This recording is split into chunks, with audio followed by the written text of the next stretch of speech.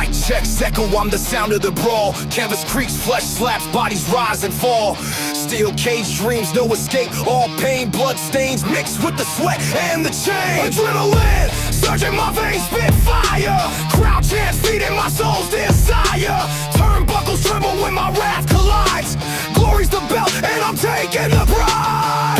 The squared circle where legends collide. No mercy, just a wild ride. Light flash, fist clash, can't resist. Boom, the squared circle digest.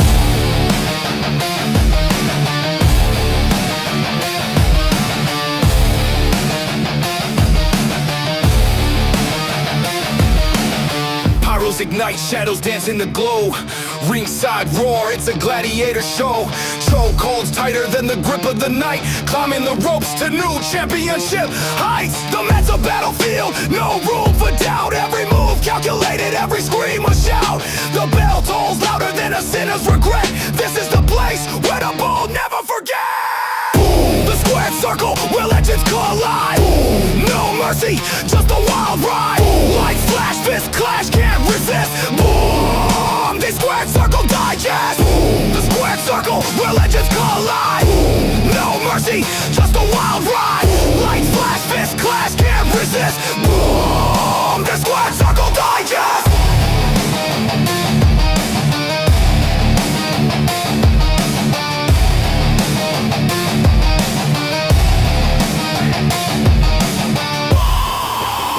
Circle Digest!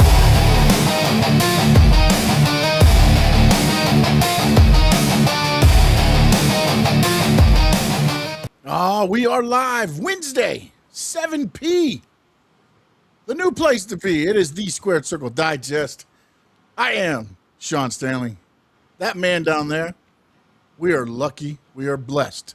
The great Frankie Fresco along for the ride. How we doing, Frankie, man? How's the week been, man?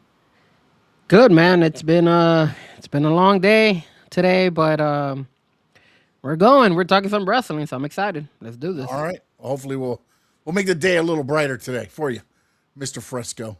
Appreciate it. This weekend we Backlash. It is normally the Backlash from WrestleMania, and Frankie Fresco, your thoughts on it? Overall, Backlash PLE. You know, there were some very good things about WWE Backlash. There were some bad things about WWE Backlash that I feel like we still need to work on when it comes to WWE. When it came to the actual fights, you know, like I thought they did a really good job. I like the fact that this time around we didn't have so much commercials. We also had time for these matches to develop and actually enjoyed it. I think one particular match should have never been on Backlash, which was the Danhausen match. I think the problem with that match, in my opinion, is that I don't think it deserves to be on a PLE. I don't have a problem with the match, but I think that's should be more reserved and left over for like a regular Monday night or a SmackDown, in my opinion, instead of putting it on an actual PLE.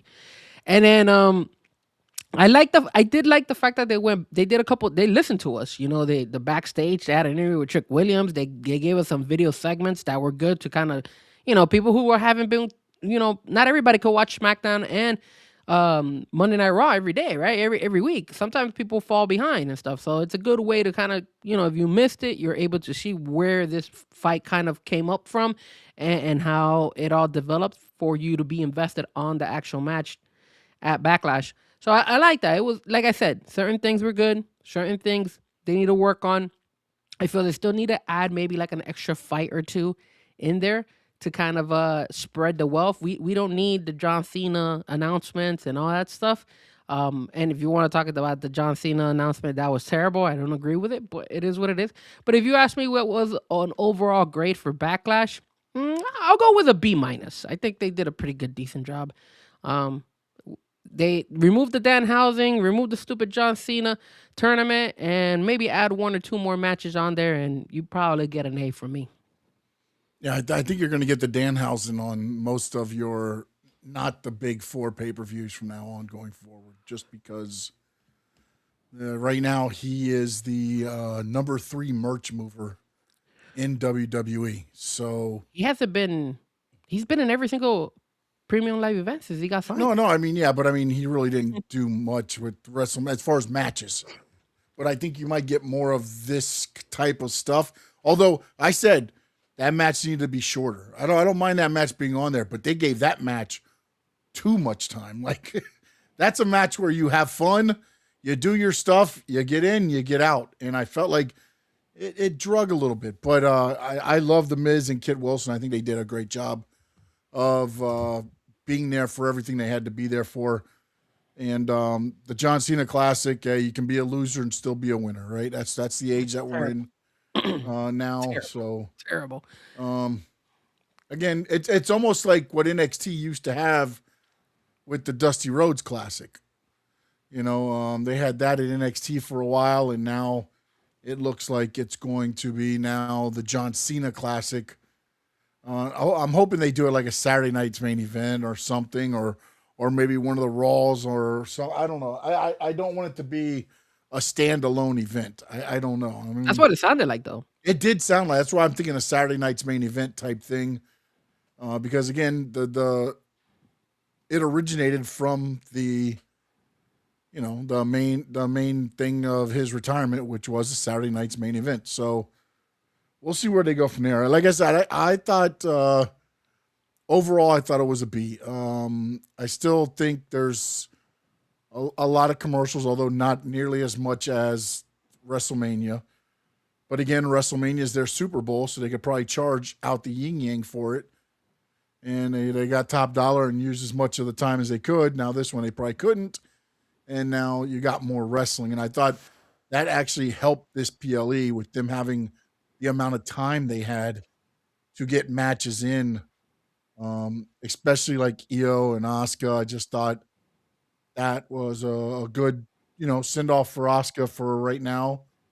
And then we'll see where it goes.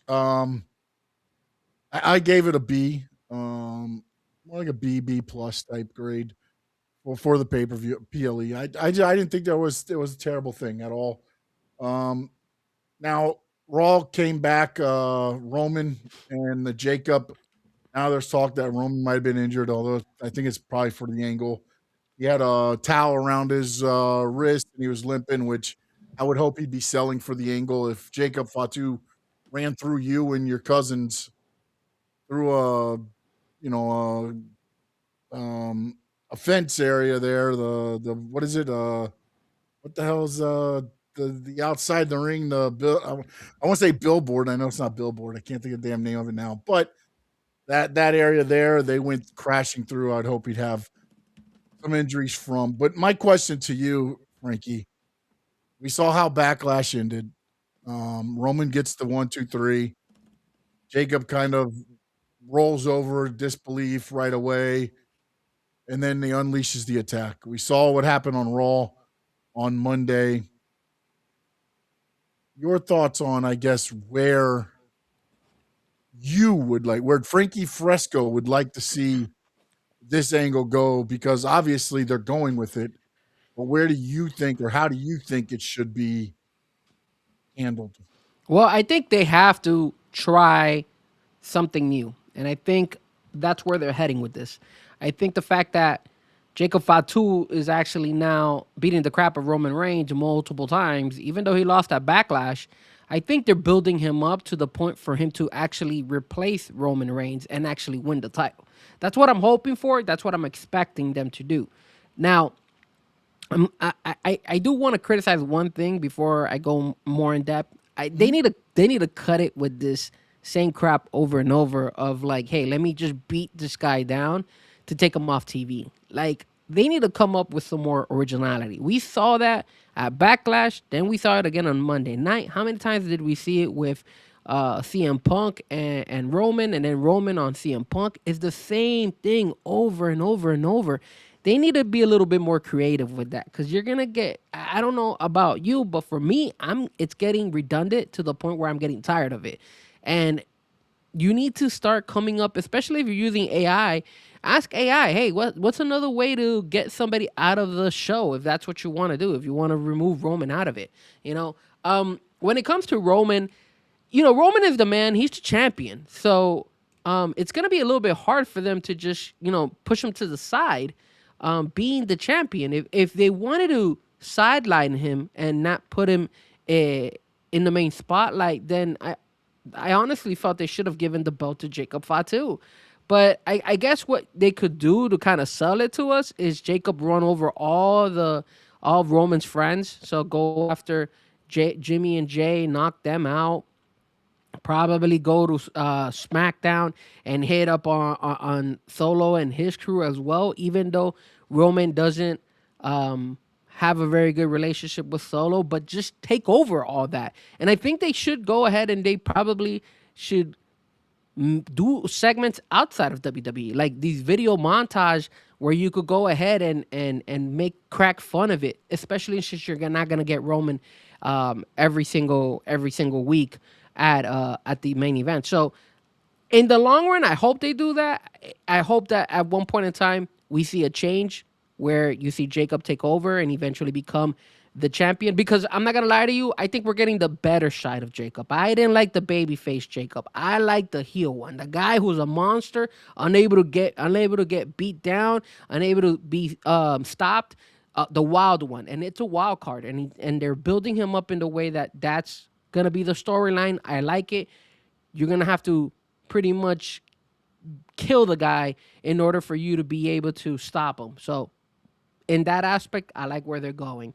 I just wish, I hope that they do what I said, which is try to go after the whole bloodline, everybody, have a little bit of segment out there, maybe crack jokes on some of Roman's family members or something like that. Go to his house, do something while Roman is not around. That way you could still get a little bit of Roman and then, kind of build it up once Roman comes back. Yeah, and by the way, they have added more back onto Roman's schedule. Remember, he had the whole month of June off or some at some point. It was odd, but he's got the 18th, the 25th, the 31st. He is at Clash in Italy, Nice. Turin, Italy. June 1st, he's on the Raw the next night. Then he's out until June 15th. So basically, he's out June 8th. He's missing one Raw, and then he's at Baltimore, Maryland. Then he's out until June 27th, the Night of Champions in Saudi Arabia. Then he's on the Raw June 29th in Atlantic City. Then he's out again till July 13th, the Raw in Dallas. And then he's back for July 27th, the Raw in Los Angeles. So they did add a couple more dates in there, and it looks like he's probably going to have, I don't know, I don't know how they're going to do it if they write him off. Again, he's going to have a lot of time where he's going to get beaten down, it looks like, to where he's going to be off TV. Or they can do what they did with our next topic, since you led into it so well. They could just drop him off the advertisement. CM Punk, no longer being advertised for the European tour. And then it comes out today that the next time that he's actually being advertised is July 6th in Chicago. So that will give him almost 2 months off of TV before he comes back. Now, Frankie, he loses the title at WrestleMania. AJ Lee is no longer being booked. We know how TKO has gotten on some of these things. You think this is a planned thing, or you think this is a CM Punk, all right, you don't want to keep my girl around, then I'm going to, because that's the first thing I thought of, man, honestly. Right now, with the way everything is going, I was like, I wonder if it rubbed him the wrong way, and he's like, all right, screw you guys, then I'm going to go sit home, then I'll wait until July 6th. I mean, I don't know. I know he wasn't, I think, planned for the European tour, but I thought he was on the original poster. But then they said that he was not originally planned. And again, if you're not going over there, it's like a 2-week tour. So it looks like CM Punk is going to be sitting at home until they come to his home, the house that CM Punk built in Chicago. I don't think that's the case. I don't think he's kind of lashing out because his girl is out. I think at the end of the day, I think AJ wanted out. She wanted out, in my I opinion. believe think so. Yeah. I think that's why for her she was like, you know what, I'm done. I think I could tell you this. I feel now no concrete evidence or anything, but I just feel that she came in, she had expectations, she did her little thing, and then she realized, yo, maybe I'm my body is not gonna hold up as I thought it was, and maybe this is why I gotta lay off. Because remember, she only fought against Becky Lynch, to be honest with you. And who else? I don't even remember who else she fought. Maybe somebody on a regular Raw. Yeah, she fought Bailey on one of the Raws, I There think you it go. was. Yeah. So if she really, really wanted to be there, I mean, she wanted to be a contender, she could have gone with some of the new girls that were around, and she didn't. So that's my take when it comes to AJ. When it comes to CM Punk, I mean, he just got beat by Roman. Like it was rough. Like he just at WrestleMania, like it wasn't a good take. I think they're giving CM Punk some break because he was going on a consistent basis on every Monday out there and promoting, and then obviously the SmackDown right before WrestleMania he was out there, so he was putting in the work. I just think they're kind of giving him the time to kind of recover from any wounds he might be having, and also kind of give him some time off. That way he could enjoy, especially now that AJ's not around as much. Maybe it's a way for him to enjoy some time with his wife before he has to put the grind again. And then eventually, in my opinion, return to SmackDown, I think, maybe, I guess. Unless you have Jacob Fatu take the belt, then I could possibly see CM Punk on Monday night. You got to rotate Roman and CM Punk. That's what you got to do if you're going to keep him on Monday night. And you know that in the SmackDown brand, it's going to be Cody and maybe probably, I guess, now Gunther, since that's the feud. So those are kind of your two main attractions over there. Maybe Trick Williams too. And one thing I am upset, I'm not going to lie to you, where's the Gingerbread Man? Come on, man. Gingerbread Man was amazing. Love the Gingerbread Man. They sold me on the Gingerbread Man when I saw that on Friday they were giving the takes of him, and I saw the Gingerbread Man doing what? Doing something that I love, and that is DJing. When he was DJing, I was like, oh, I'm sold on the Gingerbread Man. That's it. It's over. That's all it took to get your heart, huh? Just I put that little headphones on him and a little DJ. He's good. bro, when he was jamming on the headphones, I was like, what? The Gingerbread Man, the DJ? I'm sold. But Yeah. yeah, that's what I feel with CM Punk. Yeah, no, I honestly, seriously. I mean, it was just funny how it's all kind of worked out. But I would like for them to do some kind of vignettes and maybe, let CM Punk go into how upset he is that he did lose to Roman. Because remember, that was a personal thing. I mean, it didn't get, real personal. He didn't call out Larry or anything, but he Roman called out his dad. They went at each other. So I would like to see some vignettes from CM Punk, just kind of like, like you're saying, like, how hard it's affected him, and that's why he's out. At least just throw a vignette on there every once in a while. Maybe show how old he is. Or something. Yeah, I mean, yeah, like, I haven't dyed my hair in 3 weeks. Look at it. Look He's at it. sitting It's in a great. recliner. Yeah. If everybody's looking, they're like, what this guy talking about hair? He's got none.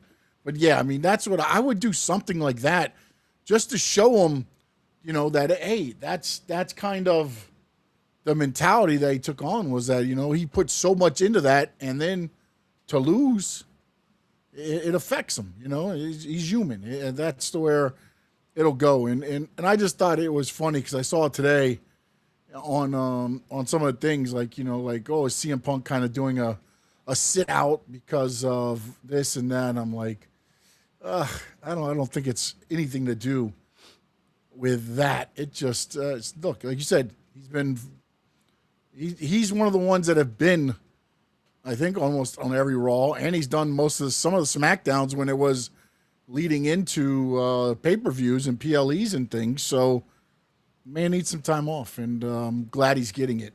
Yeah. I guess the next thing we can discuss, man, and now this is I'm gonna put this on me a little bit here. We're gonna discuss the documentary, Hulk Hogan documentary, episodes 1 and 2, which kind of delve into before wrestling and then the birth of Hulkamania, in a way. That was 1 and 2, basically, in a nutshell there.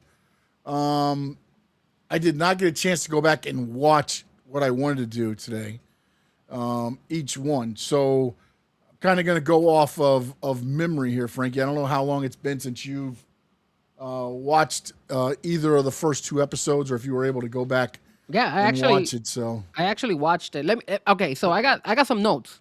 Maybe yeah, go ahead. maybe it'll Go remind ahead. Yeah. So one of the first things that happened in the first episode is that it starts with Hulk Hogan obviously working out in his gym, and then his son is presented. So they automatically start showing his son right away. I don't know if they did that on purpose or if that was kind of like what Hogan wanted to show his relationship with his son. Because I mean, if you kind of look at it, wasn't it Brooke Hogan who was with him a lot of the time together? Like when he was going through his hard stuff, like when he needed help and other.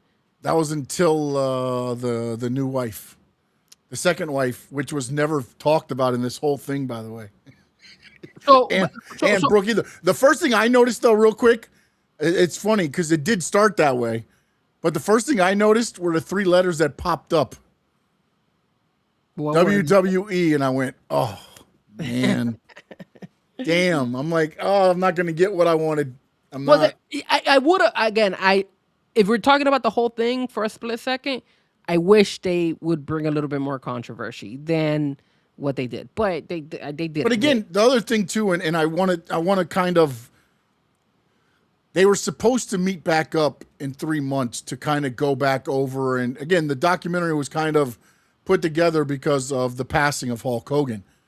They were supposed to meet up 3 months after this sit down and kind of get into more stuff. So not going to blame everything there because they said in 3 months we'll hit again and we'll go back over. So they might have maybe watched this footage and went, well, can we go back into this again? Because I know sometimes in documentaries what they'll do is they'll watch the footage and then maybe have questions built on top of other things there. So that's the only thing I will say. And Hulk Hogan passed away before they were able to do that second sit down. But yeah, I felt like a lot of this was soft.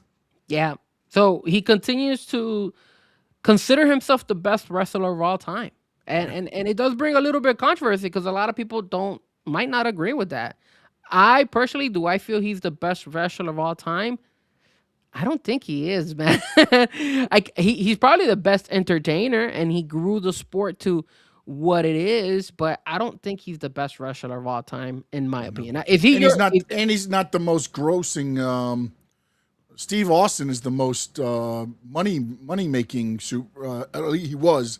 I don't know about now with the way money's changed and the probably I don't know if somebody might have passed that by now.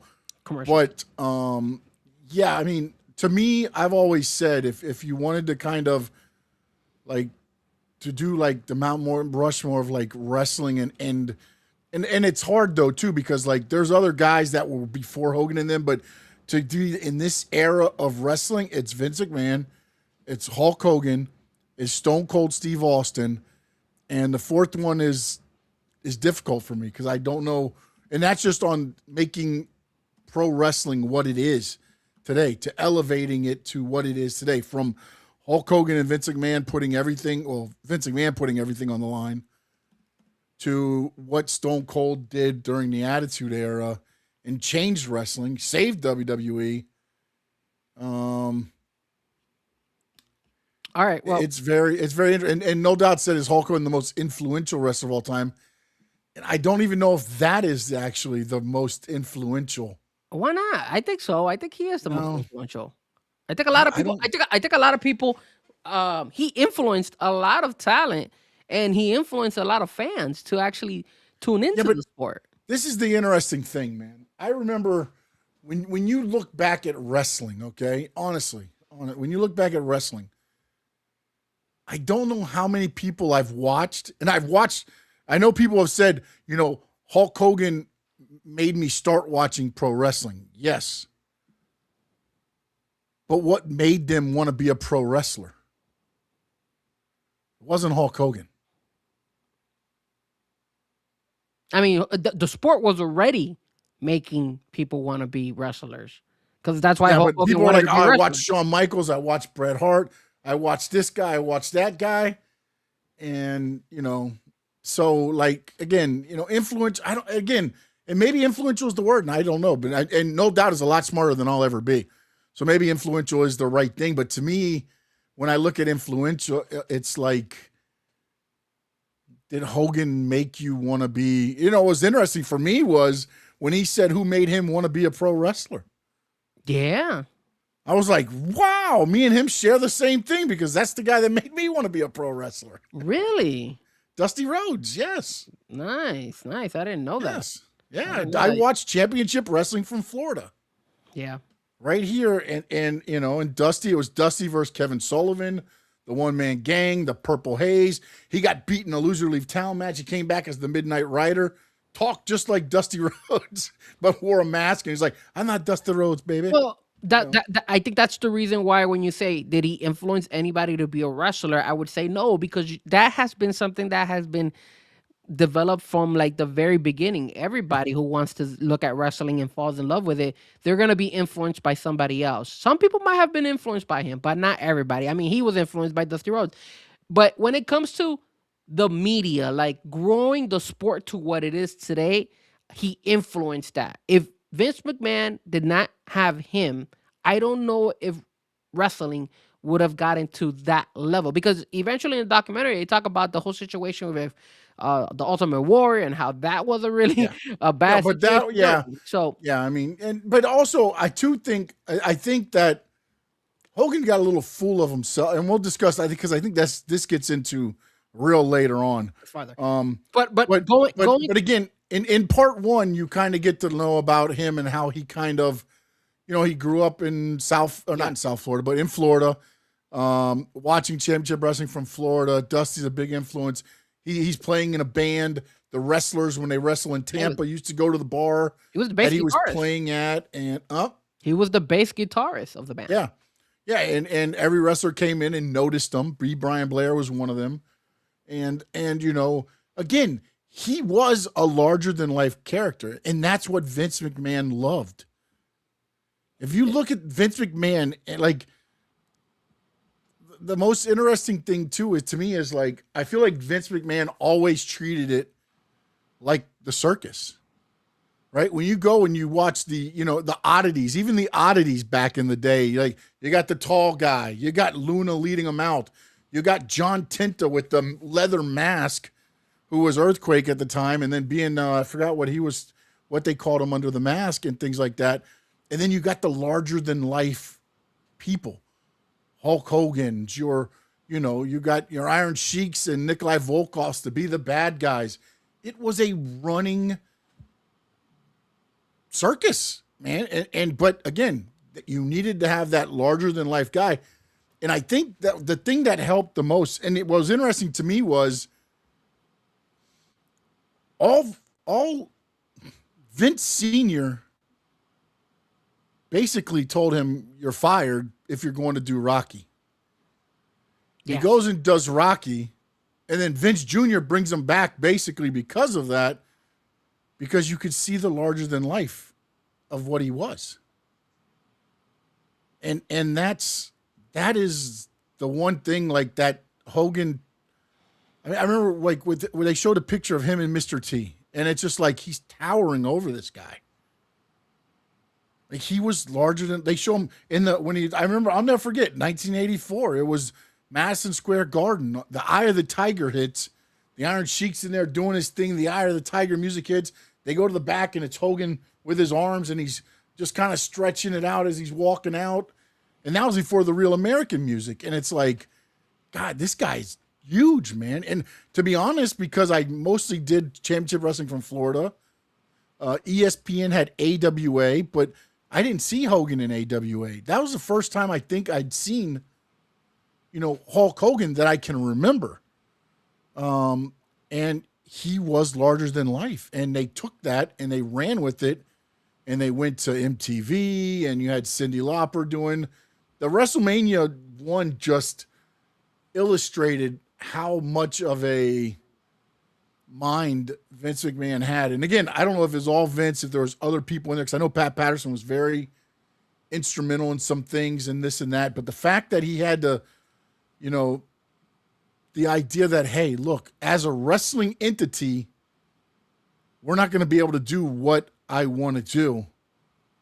But if we go out and we get, Saturday Night Live, and we get Mr. T, and we get the Cyndi Laupers, and we fix them into things, then we appeal to a whole nother audience, or another two or three different audiences that might not be wrestling audiences, but they're going to tune in. And that was the draw to what WrestleMania 1 was. Because, again, we went over the card. There was nothing special but the 3 main events. That's it. Other than that, that card was basically a Saturday night at the Armory. Yep. They do go and explain the relationship that he had with his dad. Obviously, how I've his heard dad mixed things on this, by the way. how strict his dad was, and how he hated the fact that he dropped out of school and was just doing his rock stuff. And didn't take school so serious. What mixed things did you hear about this? Because, of course, the day after the video comes out, Brooke was on Bubba the Love Sponge. And the first thing she said was she felt like they placed a lot of blame on his dad that wasn't... Like, at the beginning, it felt like his dad was the blame for some of his stuff. The way he treated him is the way he came out. Mm-hmm. And she was just saying, like, I don't necessarily remember it that way as far as with her grandfather or whatever and her dad. But again, she wasn't there. Come on, I mean, she doesn't know. This is Hulk Hogan. Like, if there's one thing you're gonna go ahead, but Bubba was in the same thing, and Bubba and Hogan were very tight until they weren't. Until they weren't, they were very tight. I mean, there is skeletons in the closet, and apparently one of the things that he's been saying is coming out on TMZ now. So, yeah. So then, Hulk Hogan does kind of compare himself to like Dracula. He knows that his character is fake, but he understands that everybody knows him as Hulk Hogan, and it means a lot to the fans. We also get a little bit of more information as far as like, hey, he sucked in the ring like most people, but then while he was training, what was it with it was Hiro Matsuda broke his leg. Yeah, at the dungeon, right? It was at the dungeon. No, it wasn't the dungeon. It was they called it the dungeon, but it was in Championship Wrestling from Florida. It was Hiro Matsuda, and basically what he did was, back in the day, you didn't get in the ring until you were taking bumps on concrete. Like, they were doing all the stuff in the concrete, and then you get in the ring as a graduation type thing. Like, you graduate to get into the ring, and and if you got too full of yourself, they were real quick to knock you off your pedestal. Yep. And then Brian Blair mentions to us that Hulk Hogan's first match was against the Super Destroyer. And I didn't know this. I didn't know that Hulk Hogan. No, his first match was as the Super Destroyer, I believe, under the mask. I'm sorry, you're right. Under the mask, yeah. Yes. And I didn't know that he actually fought or wrestled at the beginning with a mask. I didn't know that. It was out of my question, but it was good because you know what? It's a good way to get somebody to learn, take a couple of losses, and it's not going to hurt your brand because you're not that character yet. Yeah, you're not that character, and nobody knows who you are. Yeah, nobody, especially back in those days, like nobody. It's not like today where you're like, who the hell's under that mask? Back then it was just like the Super Destroyer, okay, and then all of a sudden Hogan, he probably could have went back and changed 3 matches later and came out as Hulk Hogan, and everybody been like, oh my God, he's here. But not then, of course, because he was still Terry Boulder and everything else going on. Yeah, well, actually, he fought Brian Blair. That was his first match as the Super Destroyer. And then you're right. He then moved on to becoming the Terry Boulder. And then that's when they bring in a character here by the name of Jimmy Hart. Now, what did you think about Jimmy Hart and his first appearance on the documentary? It looks like he had a bit of influence by Jerry the King Lawler. Yeah, well, Jimmy was a big Mid-South guy back in the day. But again, he hitched his wagon to the right horse, shall we say, and the rest is history. But I thought it was interesting though when they had Lawler in there and he said that he told Hogan he was never going to make money. Yeah. But you know what? I know about wrestling mostly when Hulk Hogan was around.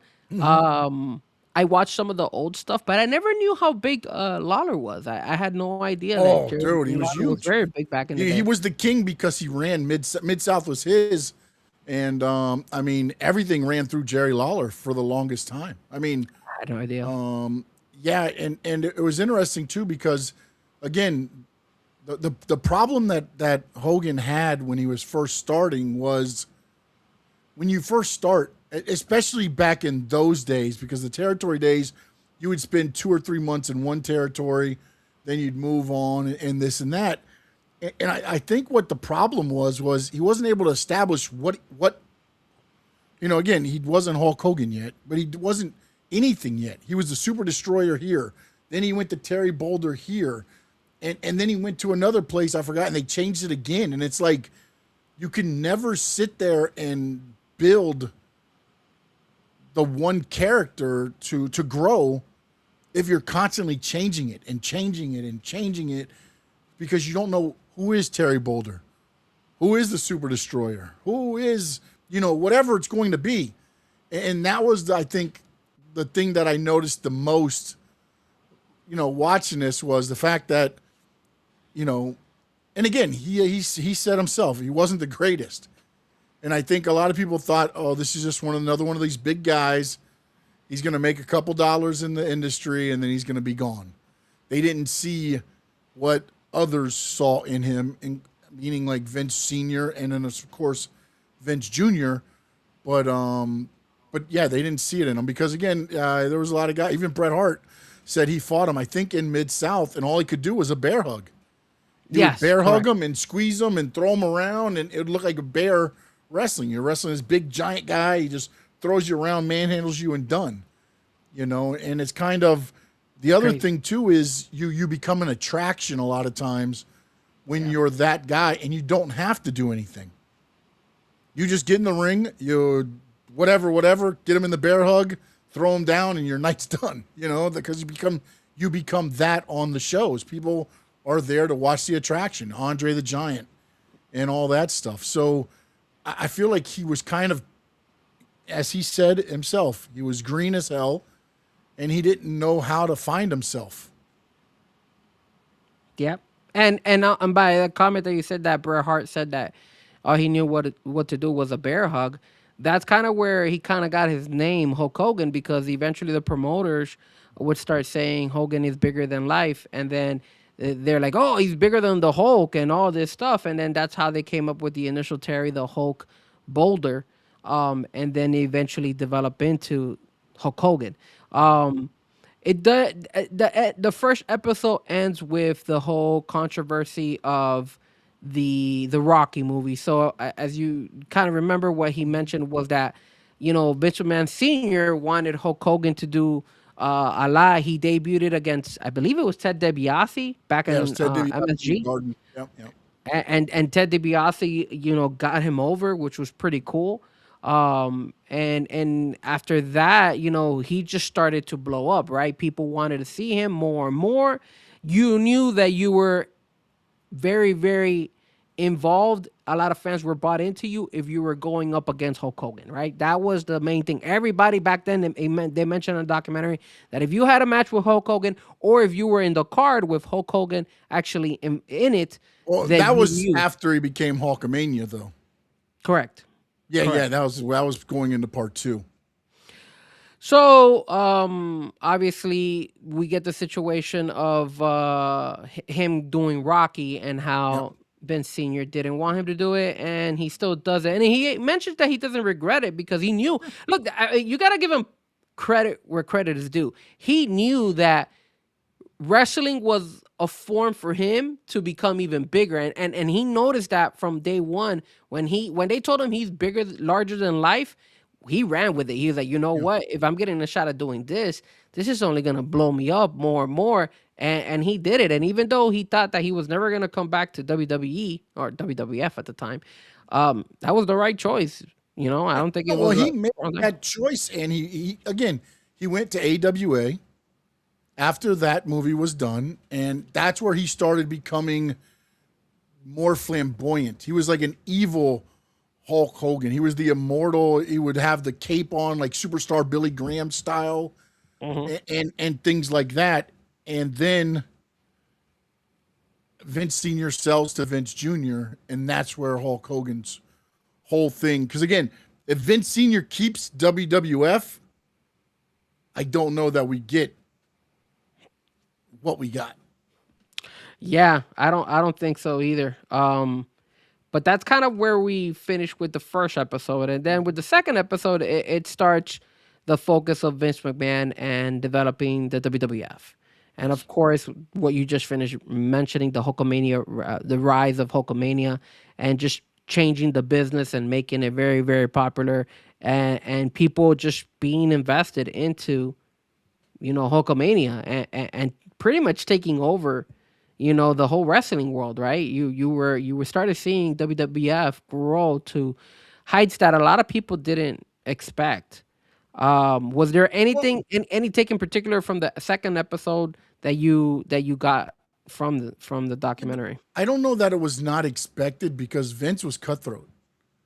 Vince Hmm. took every top guy in every territory to the WWF. And again, Roddy Piper was in Oregon. He took him from the Oregon territory, brought him to WWF. You had all these guys and gals. Ricky Steamboat and Jay Youngblood were in North Carolina, and then they brought. He was getting talent from everywhere, and that's what was hurting the territories. And that's where like this really became a thing because if this didn't work, What about Oscar?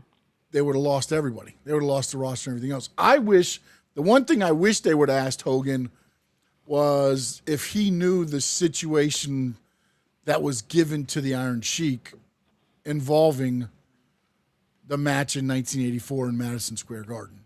I wish if he knew that, or again, the story is that Vern Gagne was going to give him $100,000 if he broke Hogan's leg in that match because Hogan had left him high and dry basically and had went there, and Iron Sheik knew where his bread was buttered. He knew that if if this worked, this was going to skyrocket, and he played it right. But I do wish that they would have kind of said, were you aware of this or did you have any idea? Of course, especially since unfortunately we never got to hear from the Iron Sheik's side of the story either. So it just I wish they would have at least asked Hulk Hogan that way we could get at least his side of the story and find out if how he would have react, like what if he knew about it, like what did it shook him, did it made him like Yeah. be hesitant. But I mean, the way they fought and they wrestled that night, I don't think he kind of knew. um Yeah, and the other thing too is a lot of people don't know this. Iron Sheik was a shoot wrestler. Like if he wanted to tie Hogan up, he could have tied Hogan up. Now, and he was I believe he was a gold medalist in the Iranian games, oh, I didn't know that. or stuff like that. I mean, he was a legit. Again, by the time he was at that, I don't know what his age was. There, it looked like he was a little bit. Could he have taken? I don't know, but he was a legit shooter. Yes. So he could have given Hogan fits if he wanted to. Yeah.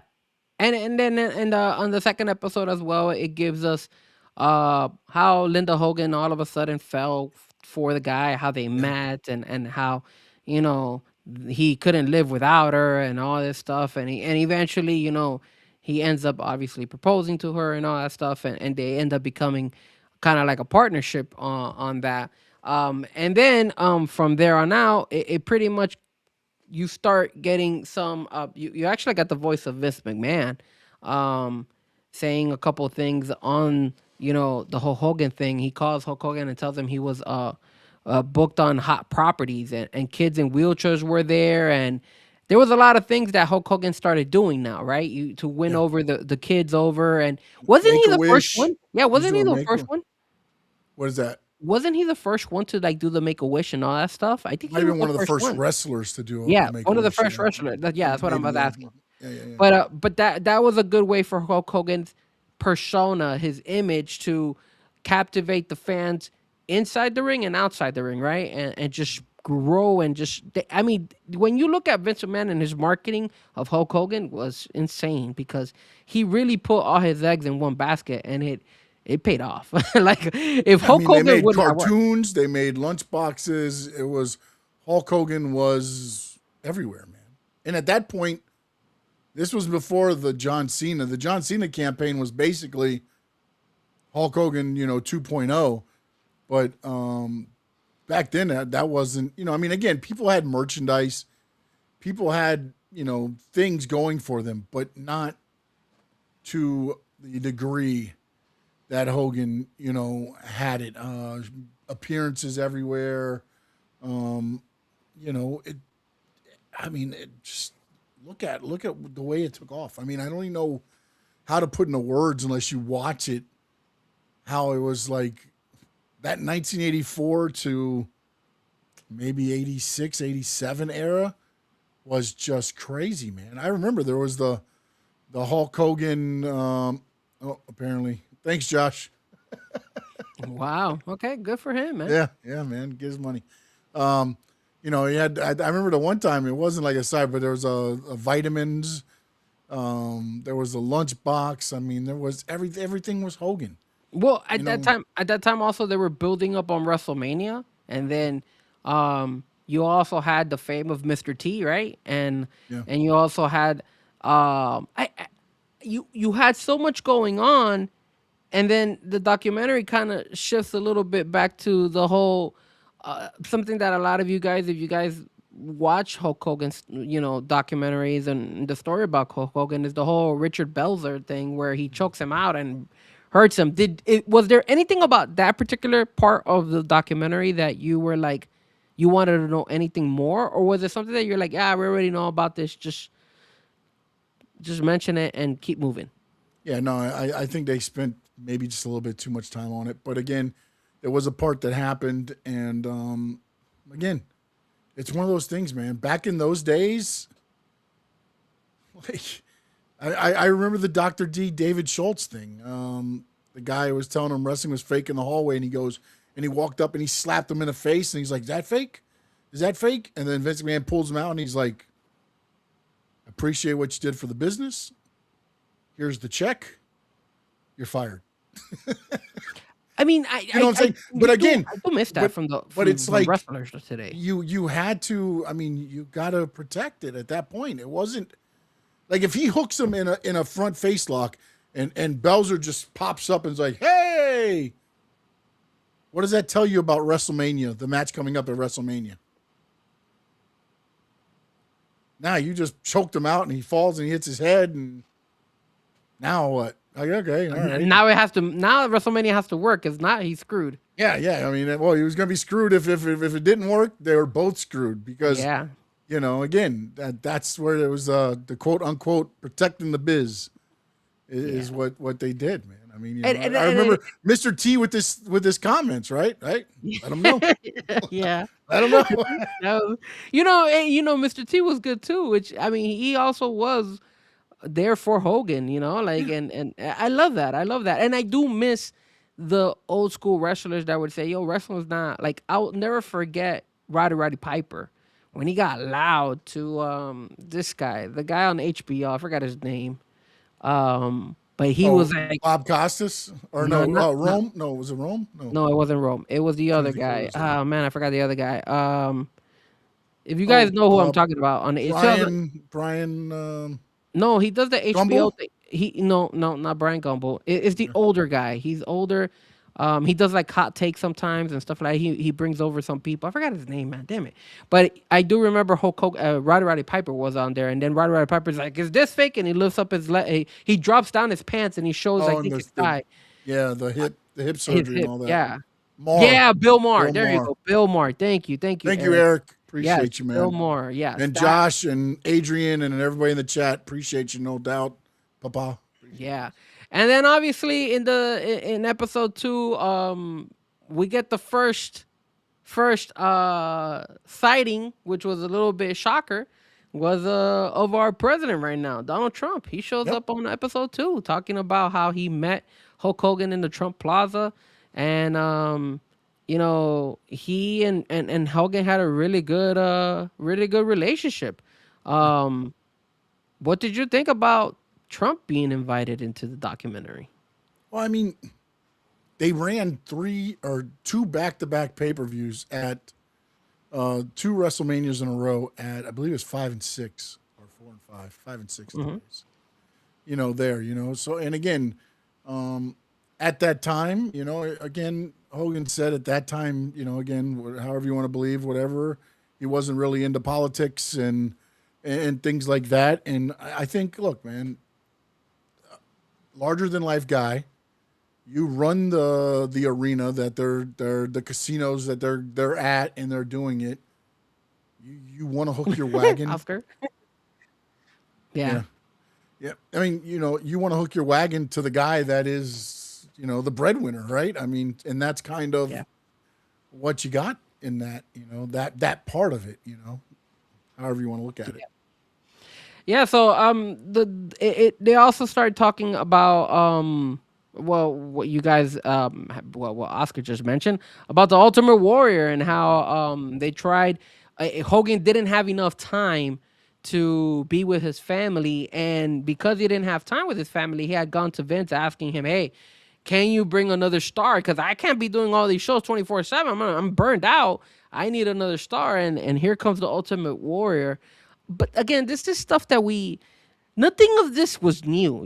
Like if you've watched and seen Hulk Hogan, all this stuff was pretty stuff that you already know. Like you knew Hulk Hogan didn't have time with his family. You knew that at one point in time they wanted to try to go and do the whole Ultimate Warrior and try to take him over. Like none of this is new. Like all of this is just kind of like a recap of what we already know of him. So it wasn't that much of a like, oh wow, like what we wanted. You feel me? Like stuff that we've never heard of.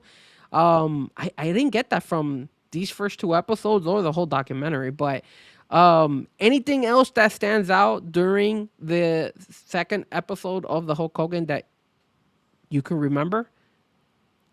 I'm trying to. I got a little bit of notes here. Let me see if I'm going through here real quick. Yeah. Because they do talk about Warrior, how he would mess up. Yeah. He wanted... Oh, the fact that Ultimate Warrior wanted to, like, end the match early and Hulk Hogan told him no. I was like, no, man. We're not going home yet. No. Like, I didn't know Hulk Hogan was such a lazy ass, bro. Like, I knew he sucked, but man, was he a lazy ass. Like, I was like, Warrior. damn, dude. You mean Warrior. Yeah, I'm sorry, not Hogan. Ultimate Warrior. He was such a lazy ass. But you have to remember, the Warrior WrestleMania entrances, he had to run like basically 50 yards, do his thing, shake the ring around, do all his stuff, run up and down. That dude was gassed, man. He was taking steroids just like everybody else during that time. Yeah, but he wasn't doing pretty cardio. sure he wasn't doing cardio. He was just pumping weights, man. No cardio for those runs. He wasn't doing the 5Ks. He was just doing the.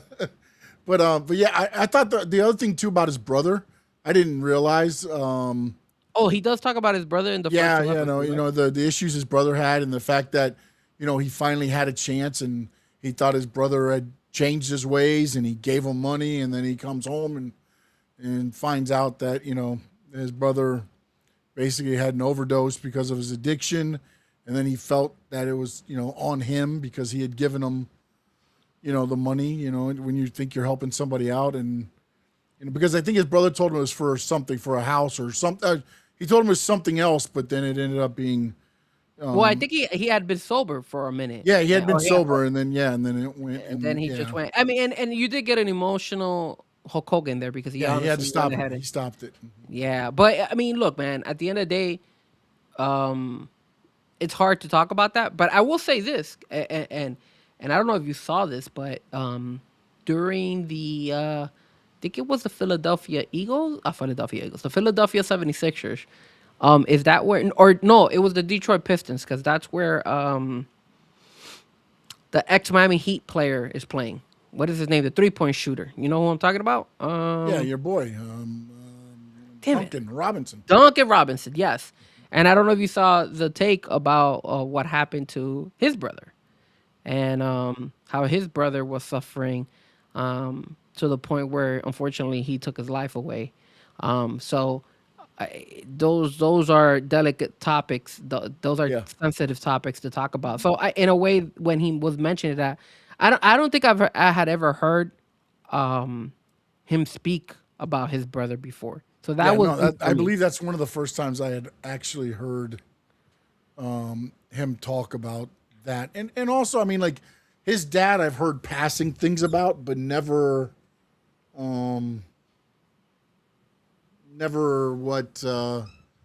what I heard in the documentary. So I guess that was the other thing. And the other thing too was, I guess how open they were about all the drugs they were doing. I Well, mean, I that's guess actually that's the doesn't whole matter at this point anymore. But the fact that the and steroids is the next. well, not yeah, the steroid, but I mean, even when they were saying they were at houses and they were doing, you know, cocaine and everything else, and they show the guys, and it's like, Jake Roberts is there, who was again, the tapes kind of pull back the curtain, right? We saw Jim the Anvil Neidhart, we saw Natalia in it later as well, but a lot of the guys that were in there at these parties were guys that he was wrestling, the next night and things like that, and you party hard, you got to play hard, and Hogan was burning it on both ends. Yeah. So that pretty much covers the first two episodes. The next two episodes goes into what Sean was bringing up to, more about the steroid use and also the rise of Hollywood Hogan as well, right? I think that's Yeah, the the next two episodes. WCW days, yeah, and WCW then days. So we'll get into that next week and talk a little bit more about the documentary and see if there's anything if you guys haven't seen it, or if you have, and if there's something that stands out to you guys, like what Oscar wrote when he said Ultimate War really sucked at promos, let us know. Write it on the chat board and let us know. That way, well, also I'm the just trying. problem too is here's the thing with the Ultimate Warrior, man. And I talked a little bit about it with the whole Hogan thing. The best characters are people that are you. Maybe you have to pump it up, volumes, but it's a thing. Hulk Hogan was Hulk Hogan. Terry Bollea was Hulk Hogan. You know what I'm saying? But he just got it boosted up. Ultimate Warrior was not the Ultimate Warrior. It was a straight character, and he wanted to, and that's why it came off so hard for him to do the things, because you're trying to snarl and you're trying to do all this stuff that's not him. Yeah. And it just, and then again, the other thing too with the Ultimate Warrior was he got into this thing where, well, if I'm the handpicked guy for Hogan, then that must mean I'm better than everybody else. And Yeah, but he kind of wanted to do the shortcut.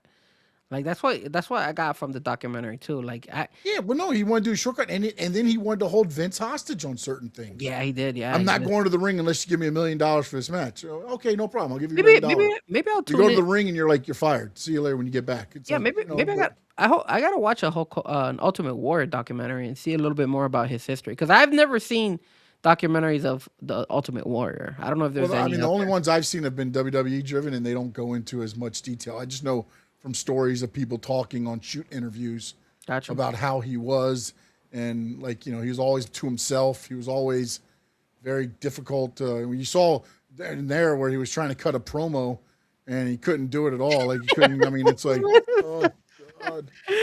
They would do. How many takes did they do that promo? They did it quite a few times. Well, it was bro. also like, what was it? Was it Sid? I don't remember who Was it it was. Sid in WCW or WWE? I think it was Sid in WCW. Him and Mean Gene, they're doing a thing, and Sid's doing his thing, and he messes up. And he goes, "Damn it! Let's retake." He goes, "We can't retake, brother. We're live." Yeah, I remember that. And it's like, hey, that's what you gotta, man. That's Ultimate it's- Warrior for you, bro. It's just like, bro, like, oh man, bro, like, again, it was him trying to be a character, him trying to be a superhero that he wasn't. With Hogan, it came off kind of natural because it was Hogan amped up. Then you can just roll things off. But when you're trying to, I'm a warrior, dude, you're trying so hard. How are you gonna remember words? You can't remember anything else. Like, bro. Yeah, but here's where I won't give him any excuse. Like, as I'm not giving him an excuse. I'm just saying that was the problem with the Ultimate Warrior was he wasn't trying to be, a wrestler. He was trying to be a superhero or a character that could be the next Hulk Hogan. Instead of worrying about getting better at his craft, he thought he was going to be able to take that meteoric rise because of what happened with Hogan. Yeah, I mean, again, I think where he lacked was the fact that he didn't put in the effort that he should have. And like you said, he felt like, hey, just because I'm gonna be the guy, I got handpicked. That means this is gonna be a cakewalk, and I could do whatever I want. I'm done. All right, I'm picked. I'm basically appointed to be the next guy. All right, let me go. What I gotta do? And it's like, and then they saw what it was and was like, dude, we can't have our champion doing 5-minute matches for people that are paying. Again, at that time, it wasn't even what it is now. But could you imagine Roman Reigns coming out, hitting the music, hitting 2 clotheslines, picking the guy up over his head, dropping him, splashing him 1, 2, 3, and then running back to the back? That's your main event. People would go freaking bananas right now. Maybe you can't do that with Roman, but I wouldn't be surprised if they did that with Obafemi. Yeah, but again, I don't think it'll be when he's a champion. He'll do it early. I don't know, man. I don't know, but I know we talked about the documentary. I know we're gonna talk AEW. I want to throw in one topic before we jump into the AEW. No. You didn't clear this with me, man. You didn't clear this. What are we doing? I like throwing wrench, like a monkey wrench for you. That way I could get your. That way I could have your take and get your real take and not have you prepared for what I'm gonna bring up to the table. So it's not that difficult. We all saw Obafemi, his run with the Open Challenge got cut short already. You had the Garzas get their asses kicked, and supposedly, I don't know. They're gone. They're gone. They're officially gone, right? It's just terrible. All right, so here's my question to you, Sean. You have these Open Challenges for Obafemi. You had the Danhausen comedy / match on Backlash. You had the Gingerbread Man, which I loved, but you had it on a SmackDown, and they were selling that quite heavily on SmackDown. Mm-hmm. The funeral. Yes, the funeral. My question to you is WWE using their talent correctly? Because if you're using, and let's not forget the John Cena portion as well, are they using their time wisely? Should these particular storylines exist right now? Like, does this generation should be, if this is entertainment, is this entertainment for you, or should those be replaced with some of the guys that have been let go, or some of the people that we haven't seen in a few? Like, where is WWE taking us with this whole nonsense, in my opinion? But it's not nonsense though. That's the problem. Is you don't think it's nonsense? People think now that it's only wrestling if it's inside the ropes, the 4 corners, the 4 square, the squared circle digest, the squared circle. Like wrestling's more than that. Wrestling's still entertainment. There's still aspects of everything. I think Matthew Reinwold said it the best, and hopefully I said his last name correctly, was like, a lot of people are forgetting, and I brought it up a little bit earlier, that this wrestling originated in a circus. There was clowns, there were strongmen, there were bearded ladies, there was, fighting, and there was everything. You have a little bit of something for everybody. And that, to me, like, again, is where Danhausen comes in now, because John Cena's gone. You need something for the kids to draw their parents to the arena. Because as Vince said, and I will agree with them now, when I used to fight it all the time, if you can get that kid to want to get a ticket, he's going to bring his mom, his dad, his brother, sister. The whole family's coming if you can get the little kid in. Instead of selling one old man smoking a cigar in the front row, now you got a family of 5. That's 5 butts in the seats that you didn't have just by going and placating to the kids. And right now, Danhausen is that for the kids. Again, is he my cup of tea? I like what they're doing with him. I don't know that I want to watch him wrestle for 12 minutes ever again. But, and then you get your OBAs and your special attractions, and then you get your other stuff. So as far as using the talent wisely, they could probably use some people better. They definitely could. But I don't think that you sacrifice. Again, you're using Danhausen now because the Cena era is gone. You have to have something for the kids. Who on the air right now is for the kids other than Danhausen? Probably R-Truth. But I mean, he's defending every once in a while on SmackDown the title. But no, but you also have the Codys that the kids really love, the Jey Usos that the kids really love. You have those too. Penta is a big one because of his luchador vibes. You have them. Yeah, but you can't have them do the stuff to placate to the kids because they're in angles. They're in matches. You can't have them do the stupid, silly stuff Danhausen's doing to placate to the kids. Penta can't do that. He's the Intercontinental Champion. I feel Rhodes can't do that because he's the heavyweight champion. Like, yes, you can. The kids kind of, go to them because of the mask or, with Cody or whatever.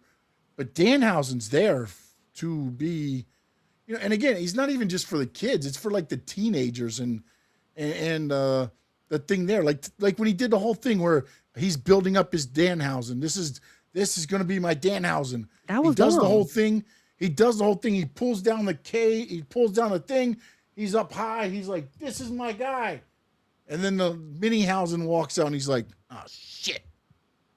Like, that's the little stuff. It's dumb stuff, but it's placated toward that audience, man. And but look, I don't have a problem with them doing that. No, it sounds like you do. For 5 minutes. I don't want. You gotta I don't give want more than 5.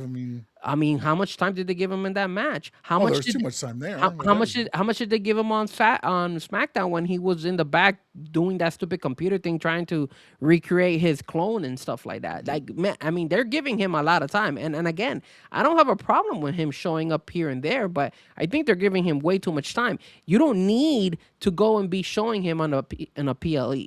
You don't need, and I love the Gingerbread Man. I'm one of the first ones to say I loved it, but I felt like they gave too much time for the Gingerbread Man. Look, I think the Ray Phoenix had more time visiting the Gingerbread Man than actually being in the ring. So, and that's where I feel like it's hurting the show. It's hurting the programming. You don't have, where is Ray Phoenix? Where is the Matt Cardonas Matt Cardona actually get a legit fight and actually work out there? LA Knight, where is he at? Like, you want to see these guys work. There's a lot of talent out there that they're just brushing it off and saying, screw it. Liva Valkyria, she could be working out there.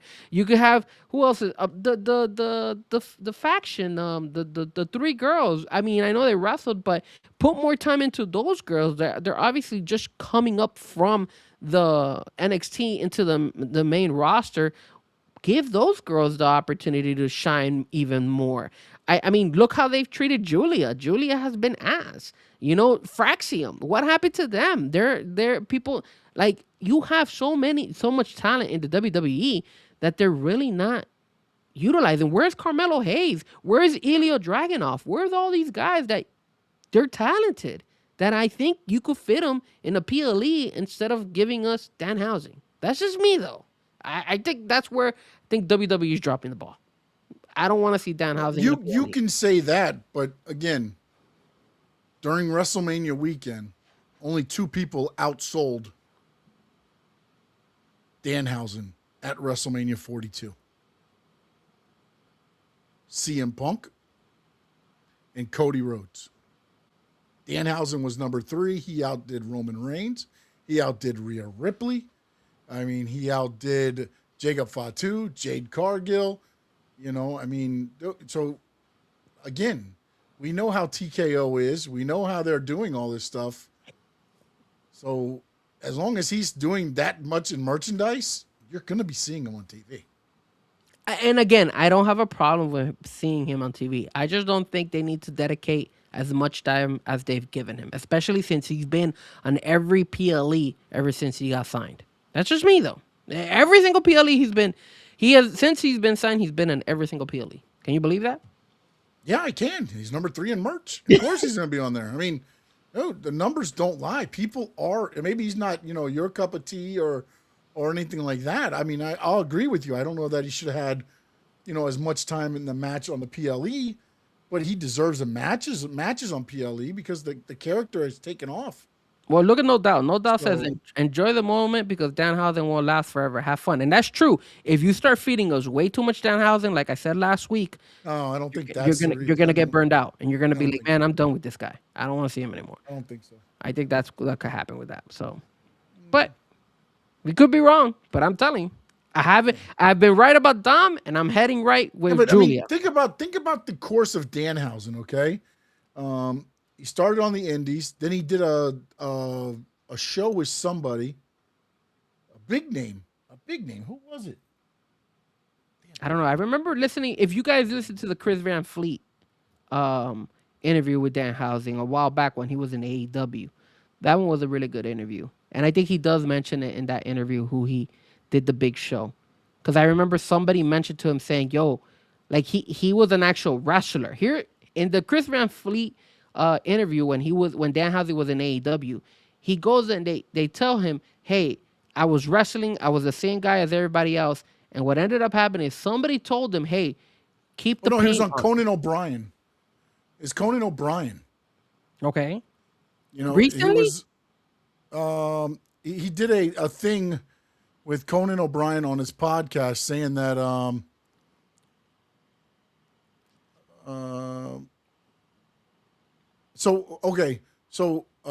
many have likened the looks of Danhausen to Conan O'Brien possessed by a demon. And then that led to Danhausen eventually joining Conan's podcast. His voice also incorporates Mark Hamill's Joker. They're just going into it, but that's who the one was there. And he started doing all of that stuff. And then he just grew, man. This guy's been around for almost 8 to 10 years doing this, and I mean, it's gotten better with everything. And now you get the machine that is the WWE and the production of WWE behind him. Like, I mean, he was doing this on his own and with very little things, and now you have production of the WWE behind him.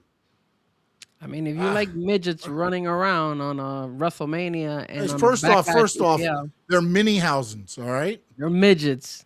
They're mini-housens. Everybody said that they're midgets. Wasn't it? The commentators, one of them said that they were midgets. So, I mean, I'm not gonna lie though. The mini housing guy, who is he's in Triple A. He used to be El Torito when they were doing the Matadors and all those guys. He's legit. El Torito. Actually, that was Los Garza, I believe, was the guys that he was the bull for. Yeah, and Oscar says, I agree with Eric. Danhausen on the mic is genius, especially when R-Truth calls him Oscar. I will say this, one crazy thing about that. If you listen to the Chris Van Fleet interview, he actually says that he has to change his voice over for the Danhausen voice, and that he actually can't be talking as the Danhausen on a daily basis because he was developing like some like issues with his throat.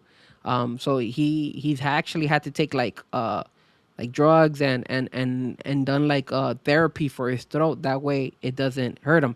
That is very, very similar to, if you guys don't know, Steve Urkel back in the day with Family Matters, where Steve Urkel actually would change his voice, and then he suffered so many freaking voice issues, like his throat issues, because he was Steven and he was Stefan. Yeah, well, actually, that was one of the reasons why they created Stefan, because of the simple fact that he was able to use his regular voice instead of having to use the Steve Urkel voice, because he was just going through pain after pain. I do that. Yeah, man, that shit hurts. And Danhausen does the same thing. He has to change his voice, and it hurts his throat. So I get that. I mean, I'm not hating on Danhausen. I feel like you are. I'm just saying they need to cut back a little bit on that and give some more to the wrestlers, bro. Give some exposure to Carmelo Hayes, to Royce Keys, to Ray Phoenix. Roy Phoenix just came out bitching and saying, "Yo, bro, shout out to my boy Penta, my brother, but damn, bro, I wish I had that opportunity, bro." Sometimes you gotta, be man enough to take it there, Penta.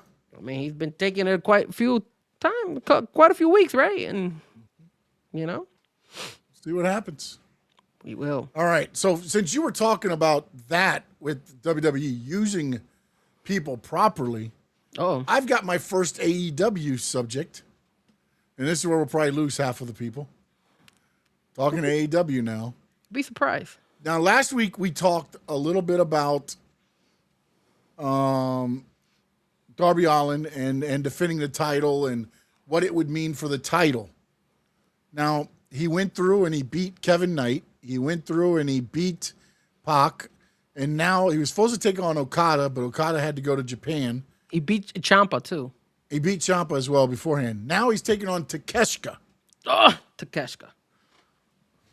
Now, my question to you is this, Frankie.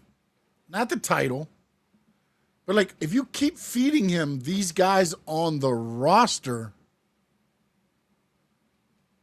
what are you doing to the AEW roster to prove that Darby Allin is a fighting champion? Hold on a minute. Might be a hot topic, but what are your thoughts on the John Cena announcement? Me 28. I think it's a joke, to be honest. I like the idea, but the fact when he said you can lose and still win a championship, like, what are we doing here? All right, me. I'm very interested to see where it goes, but I do think there's a little bit of a sad element to the John Cena Classic. The me 28. Good question. I think at the end of the day, it's a terrible decision for WWE. I think it's wrong. I hope they get rid of it. I hope it falls and crashes because it looks like it's a participation grade. And I highly doubt that WWE is going to let their fans vote on who the best person deserves it, even if they don't win. So, I mean, because I'm telling you right now, if it really does, and I wouldn't be surprised if there's. I'll tell you this: if they allow us to, I'm voting for the first guy that loses. Not the first match, whoever loses, I'm voting for. No, I'm gonna vote for I'm gonna look at the whole each match, and the wrestler that does the worst, I'm gonna vote for that person, whether it's a guy or a girl. Like if she botches like 3 or 4 of them, oh, perfect, I'm picking her. Or if LA Give Knight, her the belt.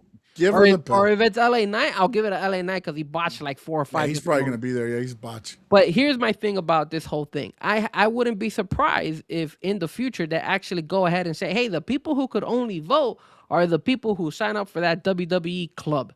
Crap. Yeah, that's just going to be, yeah.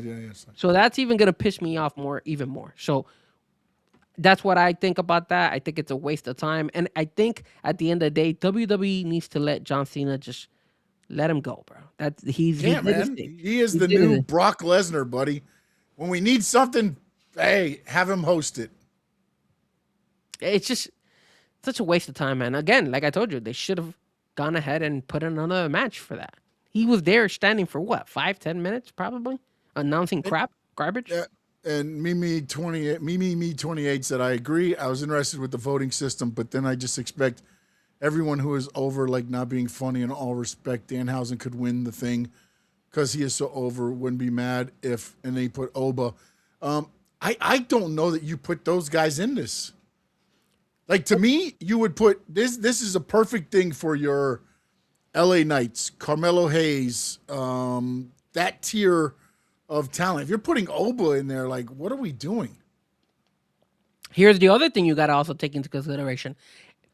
Is the NXT talent that is there right now going to get the same reaction as when you brought the other people over? Because when you got the Obas, Tony you got a D'Angelo, reaction. maybe. And if some of these other guys continue on the streak, the Rook guy, Mason Rook, he might be a guy that gets a couple heads turned and things like that. But there is not I don't know, man. There's not a lot of guys right now that I watch and go, okay, yeah, I can watch it. Like when I was watching Oba and Trick and, Ethan Page and I know Ricky Saints and all them had been elsewhere before, but still, when you looked at what that men's roster was to what it is now, and then even the women's side now, they're having to improvise, to build that back up. Yeah. I also feel that this could hurt some of the NXT because if they're not really strong in the NXT and then they lose because No, they are, Oscar. I'm sorry. Oscar saying he thought the NXT guys are. They are. What my point is, I don't know that they deserve to be right now. There's not that many of them that deserve. It's not Oba, it's not Trick, it's not Sol Ruka, it's not all those guys and gals anymore. It's a bunch of, I mean, Lola Vice, if you want to put her on there, Zarya maybe, Tony D'Angelo, and then if some of these new guys, the Mason Rooks guy, go maybe. But other than that, who on NXT at this point? Again, they've got time because I guess the Cena Classic is going to be probably later on in the year. But I mean, Tavion Heights is okay, but I'm still not sold on him. Tony D'Angelo is good, but he's not to the likes of Trick or Obafemi for them to bring him. I'm thinking about the girls. Who's out there? Like Zarya was one that you mentioned. Nikita Lyons is coming off of a really bad injury. Izzy Rain might be, she's turned some heads, so we'll see. But again, like today, if the pay-per-view, if they had to do a Saturday night's main event this Saturday, I don't know how many NXT are on it. Yeah, it was strong. They would have a hard time. And I know Kendall Gray was somebody that they were pushing as well, but a lot of people don't know who she is. I mean, Jada Parker, that would be a good one. But remember, if you think about it, look at the ones that we're naming, the ones that have already kind of been in NXT for a while. Those are the ones that are kind of like, so I guess, I don't know if they're going to start, if this is a way for WWE to try to say, hey, we got to get rid of the old and bring in the new, and whoever gets a reaction, that's who we're going to call up. Maybe that's a strategy that they're using for this whole, John Cena Classic. But at the end of the day, right now, I don't feel that if they decide to do this, because it looks like it's going to be an EPL. So, I'm sorry, a premium live event. So if they have one of those on its own, I don't know if you're going to get the same reaction as the first one when Sol Ruka. That's what I'm saying. I think this is a Saturday night main event. This is a Saturday night main event. That's what Cena. And Cena's retirement was a Saturday night's main event. So. And one of the reasons why that Saturday night main event was a big hit was because John Cena was closing it out with Gunther. So you still had a powerhouse, two powerhouse guys going at it where everybody wanted to see it. Yeah. If you don't have that, what's going to happen now? You feel me? So and Oscar, I didn't hear them say anything about the AAA guys because technically they said WWE guys, so it's NXT, SmackDown, Raw is kind of the way they said. But again, as it gets closer, do they throw some AAA guys in? And then also me 28. My bad, should have put respect on to the NXT guys. One of my mates on social media just joined the PC. Love to see Rook win it all. I do. If they let him be him, Mason Rook is gonna be something, man. He's been taking a lot of heat too. There's a lot of people cracking jokes on that guy, but yeah, but again, that's because you know what's funny is they'll say it on social media. I would love them to show up at the PC and say it to Mason Rook's face. Yeah, there's a lot of keyboard warriors that's gonna get all tough and this and that, but go say it to his face. If you're man enough or woman enough, go say it to his face. I mean, the guy can hang. I'm not gonna lie. See what goes, man. Because that dude, everything I've seen of him, and I've watched a little bit more of some stuff on him, man. That dude, he's a dog, man. He is good. He's very talented. And for being a big boy, he's good. He can go. He looks very, very talented. I have high expectations for him and Lizzie Rain. Those are the two that I kind of, from the new crop of people, that I feel like maybe they have a really good shot at. I think if they release and let Kendall do her thing, I think she'll be fine. They just haven't let her do her thing. And I don't know if she's injured or what, but I don't know. So we'll see what happens there. All right, back to the whole thing. AEW, Darby Allin. Yeah, the whole will they ruin the roster I'm referring to? Because just wondering. The situation with Darby Allin is they keep feeding him people, and we'll talk about somebody who's two people are actually making their way over to AEW, who I think one of them would be a bad matchup for him. But look, man, I can tell you this: AEW has so many wrestlers in their roster for just 4 hours of wrestling that they have on show, because they don't do any house shows, I think they could keep doing this, to be honest with you. Now, they have to be careful because they were going to stick him against Okada. And then if he beats Okada, if that would have been Okada, like, I don't have a problem him beating Takeshita. But beating Okada, that's a problem. For me, that hurts your roster. If he starts going against Moxley, goes against Will Ospreay just cleared. I think that's when it's going to hurt you. And if you're just doing this just to get a pop for Darby Allin and people... Yeah, but don't this kind of feels to me, I know we talked about it a little bit earlier, it's Rocky. It's Mick lining up all the bums so that Rock could stay champion forever.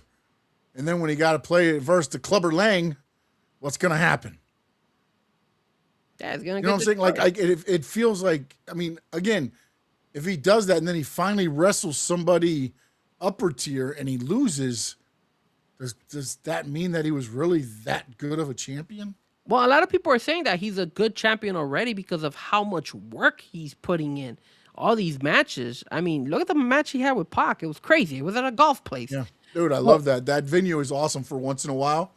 I thought it was pretty good. It was pretty cool. Okay, this is the thing. Okay, and we could jump a little bit into that. Mm-hmm. There was a couple things that I liked and a couple things I didn't like. I love I love that it holds about 1,600 people, so it's a good venue for AEW because you know how AEW can't sell that many tickets, so that's a good venue for that. It's pretty cool that they're being different, that they're having it in a golf course, and you got to see Darby Allin and Pac duke it out in a golf course, or at least in the golf kind of areas. The entrance was kind of cool. I don't know if you noticed that when they were coming in, people were standing and you could give them high five right at the venue before they had to turn in. So that was pretty cool. My only issue, and this is the only two things I didn't like. Number one, if they had the ring in one area, I don't know if that's because that's the only place they could put the ring. But if you're sitting all the way in the far end, that kind of sucked because you had to bring goggles to go see that. Like, come on, it looked like if you were sitting all the way in the top for WrestleMania. That's how far you were. I kind of noticed that, and there was people sitting all the way there. And number two, if you really, really like this, I'm sorry, you got to change this from a Collision to probably a Dynamite. Like, they should have.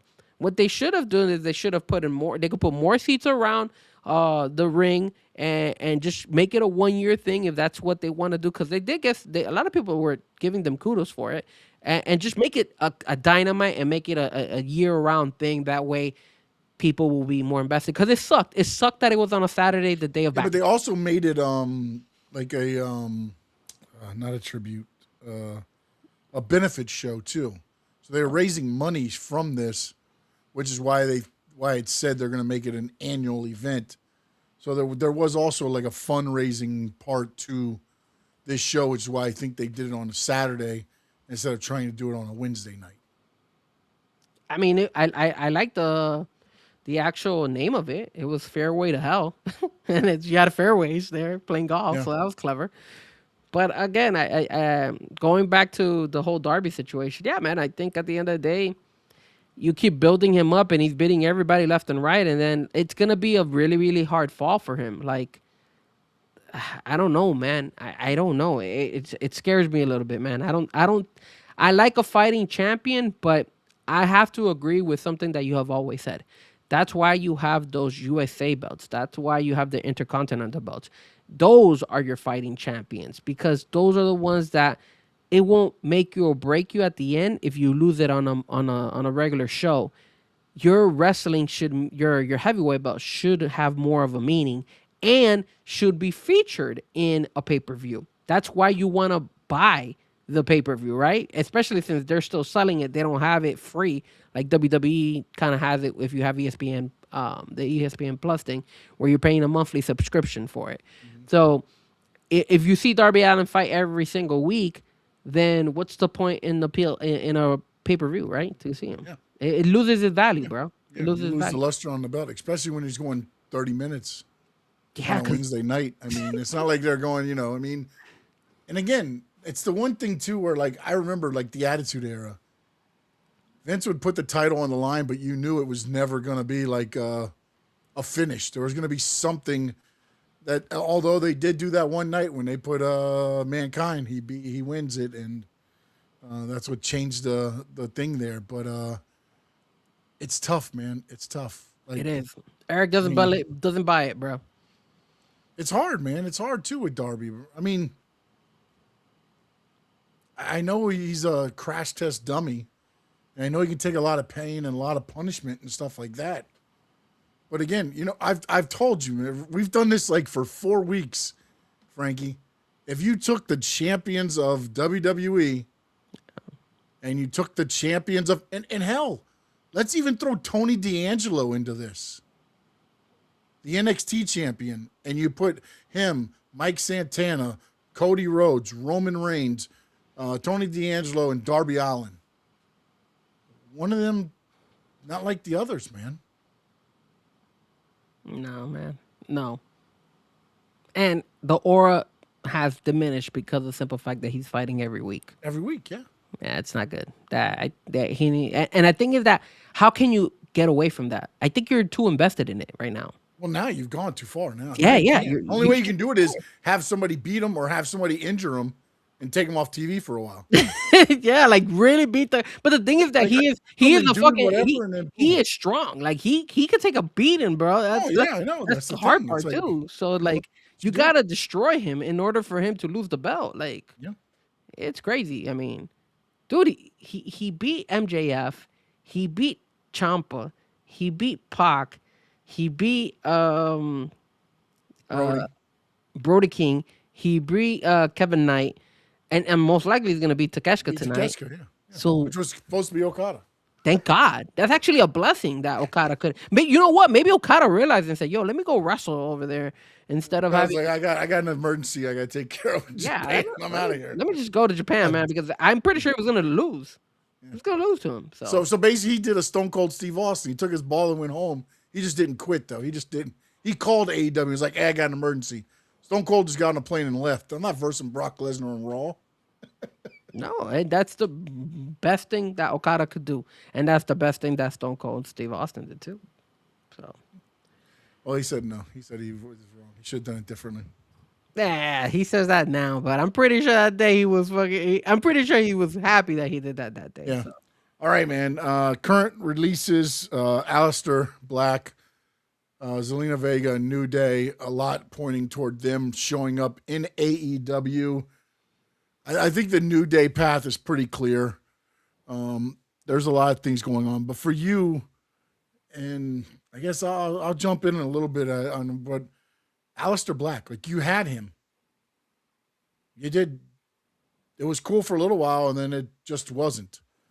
And now you bring him in. Now you bring Zelina Vega in. If again reports are legit, the New Day. I mean, there's a lot of matchups you could see with them. That's not the one, but the Aleister Black. What do you see his path? Because I don't see it being any different than what it was when he left. I mean, what are you gonna bring? You're gonna bring him, Buddy, and Brody King back together? I mean, you could do that, but it would kind of. I mean, it will help Buddy. I don't think he's injured. I think he's fine now. I think it hurts Brody because Brody has done pretty well for himself. But at the end of the day, I think I'm not too happy with the Aleister Black signing. It looks like it's pretty much set in stone now. And I do agree with the Zelina Vega. I think the women's division needs help, especially since we haven't seen Mercedes Moné, especially since we saw Blake Monroe make her way over there. Mariah May, man. Mariah May. Now Blake Monroe make it to the WWE side. Jake Cargo was another one that was there. So this is where I feel like Tony Khan needs to focus a little bit more on the women. Like, dude, they just released Zelina Vega. They just released Kairi Sane. I don't know what's up with Asuka, if she's gonna be she's semi-retired. Well, she probably is semi-retired because they probably told her to take a pay cut. That's probably why. So I wouldn't be surprised if that's one of the reasons why she said, you know what, I'm out of here, bro. I'm gonna take my talent over to Japan and work over there and then just enjoy her time while she's over there. But look, at the end of the day, man, I'm gonna tell you this. They had Nikki Cross is a good one that could have gone on there. Like I said, Zelina, Kairi Sane, you could build that women roster, and the women roster need help, and you could go ahead and push that women's roster even more. You don't need Aleister Black to come back to AEW. I think that's a terrible signing. And you have too much of a roster. Like you have a shit. Where has been Kyle Fletcher? You It's hurt. know, where's Luchasaurus? Where's Mark Briscoe? Where is Matt Caster? He's not bad either. You have a lot of these guys that you don't see. Ortiz is still listed on the AEW roster. When was the last time you saw him? Like there's some people on this roster that you never see them wrestle. I didn't even know this, but the big tall guy that they signed, what, maybe like 2 or 3 years ago, Satnam Singh, is that how you say his name? Yeah, he's on Ring of Honor. I still didn't. Where is he? Like, why? He's on Ring of Honor. He was at the Highway to Hell or Fairway to Hell show. Bro, I mean, I know Swerve. I think Swerve is coming back right now because I think what he posted on social media was a work. But you haven't seen him. You haven't seen Scorpio Sky. You haven't seen. I mean, look at all the people I'm mentioning out there. The Outrunners. Where have they been? All of a sudden, the Rascals came, and now the Rascals are disappeared. I haven't seen them anymore. Roosh, where's Roosh? Look at all this talent, and you're shining more talent, dude. And you're not doing any house shows. I think that's the problem. I think he needs to stop signing so many people, and I think that's his tactic. I think that's what Tony fails a lot. He feels like he's going to gain viewers by going ahead and signing the next shiny apple, and then once he has them, he'll have a little run, and then after a month or two, they'll disappear and you won't see him again. And that's why I feel like this is a terrible signing. I don't mind the New Day, but I hope it doesn't happen. I could understand the New Day and Alistar and Zelina signing because they're going to get paid, but I don't understand where Tony Khan goes with this. I think he's dropping the ball again. I do like what Eric said. If Aleister Black's in fact back with AEW, put him in a feud with Brody immediately. At least you got a story there. Brody could blame him for leaving him and that he's better. Or maybe bring in Aleister Black, wanting him back, and Brody against it. Because you could bring back Aleister and Buddy together, and then they're trying to get Brody to rejoin them and have Brody kind of feud with them. At least you have a few weeks of shows there that you could do. And I just think, look, with the New Day, you can put them in tag team matches, and you'll have tag team match after tag team match after a month or two. I don't know what you do with them, but you'll have a good 8 to 10 matches that you could have some classics, as long as everything goes. And then if you want to do Xavier in the singles, you can, and Kofi as well. So I'm not against them, but I the one that does kind of get me, and nothing to do with her, is I just don't know what. It doesn't feel like the women's division is getting the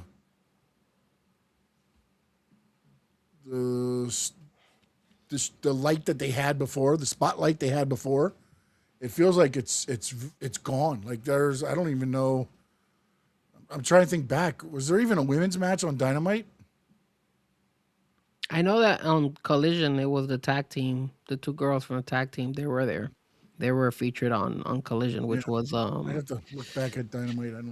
the Divine Dominion. Those two girls were the ones that were holding it down at the Collision. But I think on Dynamite, I think somebody did come, because I think Tekla came in. I think Tekla came in and beat somebody up. I don't remember who, but. Right. But again, remember, there used to be like 2 or 3 women's matches when you had, or at least segments, 2 or 3 segments for the women. Yes. Now there's not a whole lot there. Will Ospreay, supposedly he's cleared now for the ring, and look, man, I hope he's 100% healed, man, because again, the neck's nothing to mess with, man, especially with his style of wrestling. Yep. So I just whatever, man. I'm glad he's back, though. I am glad he's back, and I look forward to seeing him. I don't know what they're going to do with him. He's wrestling. This whole Darby Allin thing has got me so, like, I don't know where they're going with the title. Like, if All In is their thing, why wouldn't you have Ospreay challenge for the title at All In? Like, that would be the draw to me. 100%. But and not only would that make the draw, but again, he if as long as he's not you know, really bad with his neck, obviously. Yeah. But if he's good, why haven't you put in the belt? I mean, and I know Darby is his main guy, and he's been there a lot longer. But man, you gotta put the belt on Ospreay, bro. He deserves it too, man. That guy can hang, man. That guy can Yeah. hang. So And he's got the again, if you put Will Ospreay instead of Darby Allin, and you put them in a room, AEW moves up, I think, 2 to 3 ranks all day. with Will Ospreay as your champ. Women's division has a Tony Storm-sized void. And Eric, you're not lying there, buddy. You're not lying there. And Also, Mercedes Moné. yeah, I'm not sure what that situation is. Like that just, I don't know what's going on with that whole thing. I don't know. I It's don't know just why. like, I mean, like, is she under contract? Is she not under contract? Is she not like? Look, How just do you not have her making appearances if she's under contract? Like, I don't. he, and here's another thing and I just finished mentioning it to you guys. Like I told you all the time, I feel like AEW just has too big of a roster for the amount of hours that they have. You want to know who they brought out today? They brought out Brian Cage. Where has he been all this time? And He then was out of the injured. blue, He was injured. He tore his pectoral. dude. Still, But that's like, the other thing with the AEW is they don't tell you who's injured or not. They just disappear for a while, and then all of a sudden it's like, oh, okay. Yeah. yeah, you don't know if they're released or if they're actually. DJ tonight, 3:58. Frankie. Yep. The last topic I had. Oh, Hey, sir. what's up, What's Jeff up? from Long Island? What's up What's tonight? going on, sir? What's up, Jeff? AEW. We talked last week where they might have to find a new home with Warner Brothers. Apparently, they're suing their Triller, who was Fight TV, for $5 million for unpaid monies for pay-per-views and an AEW Plus subscription that they had on there. Frankie Fresco, what the hell is going on here? All right, so tell me exactly what is going on here because I didn't Yeah. read too much about this. What happened? Like- Who's suing who? Oh, Is AEW suing Triller or Triller suing AEW? AEW is suing Triller. Okay, and they're suing Triller because they haven't paid any money to AEW. Is that what it is? Yeah. They're hold on a minute. I'm trying to find the article. I had it up. All right, over hold on. It here says my screen AEW share. has filed a lawsuit against Triller TV and its parent company, Triller Group, alleging the streaming platform owes Tony Khan's wrestling company just under $5 million in unpaid revenue. Wow, what the hell's going on? Now, I mean, damn, this is terrible. And apparently they've sent like 2 other letters already. Like they've been trying to get this money for a while, and what they did was they only cut them a little bit of the money, and then so now it's turned into this legal battle. But yeah. So and again, reading a little bit on this. yeah, it's nothing really. It's just funny. I saw it and I was like, how the hell do you not get paid? But apparently what they did was they've been running like a Ponzi scheme. With the parent company has been taking the money from there and putting it in other parts of the company and not giving it to AEW, but paying out to others with the money they had, I guess thinking that they would recoup the money and be able to give AEW what they owe them. And it hasn't happened. And now it's about $4.98 million. And every month it's a 2% interest that Ooh. gets added to it. So look at this. It said AEW content drove 24% of all Triller Group revenue in 2024. So that means people were tuning in to Triller and were actually buying those pay-per-views. I actually bought a pay-per-view in Triller once to see the AEW event. It says AEW will do 75% of the net revenue from domestic pay-per-view sales and 65% of net revenue from international sales. Oh, wow. So it was not only local, it was also you get it whatever. outside. Yeah. And they got a 60% on the TNA subscription. So Damn. How do you go into business with somebody who hasn't paid you for their gains, for their wins? know. I don't know. Like I could understand if you because how many shows did they do on Triller? I wonder I how many. believe, if I'm not mistaken, from the time they entered, you could order from Triller, Fight TV. Fight TV is Triller. So I believe they were always on Fight TV for the longest time until recently. Damn, dude, it's crazy that you would allow it to I build gotta up to think. 5 I million. gotta think they were probably paying them, and then it fell behind. Last year was when it started. That's probably when they went and found somebody new, because this wasn't working out. But yeah, they still owe them about $5 million. I'm not gonna lie to you, man. Sad thing about this is that there's a lot of people, a lot of companies that you assume are making buku money, and they take forever to pay you back. Because with all due respect, but I work with a lot of companies when I DJ, and they take a while before they pay me, bro. And it's like so frustrating because you expect them to make. I mean, they're doing great, and then all of a sudden it takes you 3 weeks to pay me. Not even that much money. You feel me? And I'm like, wow, bro, like this is bad. So I could understand where AEW comes But in. also, I guess when they looked at their financials, though, they were taking AEW, the money they were doing it, and putting it into other aspects of their company and not giving AEW their money. So, like, That's shady. yeah. But only And then- but it would have worked if they invested it on the right programming and people were tuning in. The problem was that they put it in the wrong crap because nobody else was like buying Triller. So they just didn't do the right thing. I mean, think about it, Sean. We saw that Spirits went down, right? I think it was back in 2015. Either 2015 or 2019. I'm not too sure. Don't quote me on it. But Spirits Airline was the highest and most profitable airline in the United States at that time. And now look, they're bankrupt and they had to shut down. So start believing your hype. it's Because you got the lowest prices don't mean you can. I mean the field the whole field thing didn't help them either. No, so it didn't. But also, you that's have just to. bad management. Some people will not pay low prices to be treated like cattle. Okay. I know we don't want to talk about like stuff like this, but I will say this. There are people that pay that. They provided a service. They were upfront with what they provided you. And it gave an option for the working class not to get raped with the other big head honchos. Sometimes you need your rinky dink. I don't want to call Spirits rinky dink, but your low budget in order to be able to balance Yes, you the do. other But one. at the same time, you don't have to make it. Because look at TKO and how they're As- abusing as- us now. No, yeah, no. But what I'm saying though is, yes, I look for a deal on a flight, but that don't mean, okay, now because of that, you're going to charge me $35 to bring on a carry-on, or you're going to make your money up somewhere else.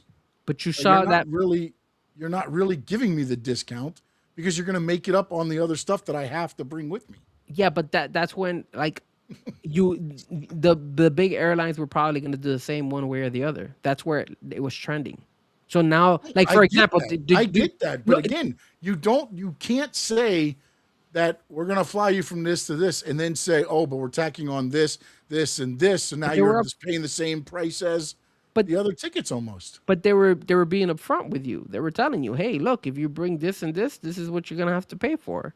At least they weren't hiding it. They were telling you, hey, look, if you want to pay a carry-on, this is gonna be $35-$50. Shady would be if they didn't even tell you anything, and then all of a sudden you get to the airport and then you're like, oh, here you go, here's a $35 fee. Then I could understand because there was If you sell some for $150 and you charge $35 for a carry-on or $50 for 2 bags, now you're up to $189, $199, and now you got the other ones where you get a bag free, paying $219, or they're not that much more once you add it all together. So- well, depends. It depends. I'll give you this example. When I went to Pensacola for my sister's graduation 2 years ago, yeah, I think it's already been 2 years, or it might have been last year. I don't remember. But anyways, when I went over there, I remember I was looking at flights, and Delta and American Airlines were like about $400, and Spirits was the only one that had it for like about $100. And because I had flight miles, I'm through my credit card, I was able to get the flight for $10. So then at the end of the day, I was able to go ahead and pay only the $35. So at the end, I ended up paying $45 to go to Pensacola, and $45 to come. $45 to go to Pensacola and $35 to come back to Miami. And on top of that, the other airlines were like $300-$400. So that's what I'm saying. It depends on where you were going, and at the end of the day, they weren't a bad airline. I mean, they never had any. Jeff from Long Island says, my wife Sharon is a corporate travel agent.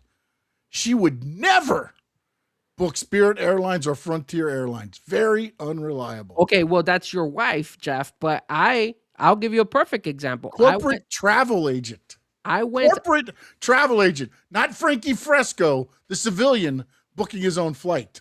Well, you can't be a corporate travel agent and book one of those flights because you probably going there for business and you have to be reliable in order to get there. Yeah. So, and I'm pretty sure if you're working for a company, they're probably going to reimburse you back. We're no longer in AEW talk. But it does sound like AEW talk because there's struggles. But go ahead. But I will say this. I will give you this. When you go, and I did go on Frontier, and when I went to go see the Miami Dolphins versus the Buffalo Bills in the playoffs a couple of years ago, I took Frontier, and they were good. They didn't give me any issues. My flight never got canceled. It never got delayed. I never experienced bad. So that's why I'm not going to knock on those airlines. That's because you're Frankie Fresco, but you're not like the rest of us, man. Well, it's not only that. You prepare yourself. Like, if I'm going to go see... this is going to be the drizzling shits. Oh, my God. This isn't the drizzling shits. Great. The issue for me, the thing is I prepare myself. If I know I'm gonna go for the Dolphins game, I make sure that I give myself at least an extra day, because if my flight gets delayed or something like that, I probably won't make it on that Monday. I'll make it on Tuesday, but the game is on Wednesday. That's kind of like the way I think about it. So, but that's just me. And No Doubt must be very bored tonight. He apparently said, did you guys know the guiding light is older than television?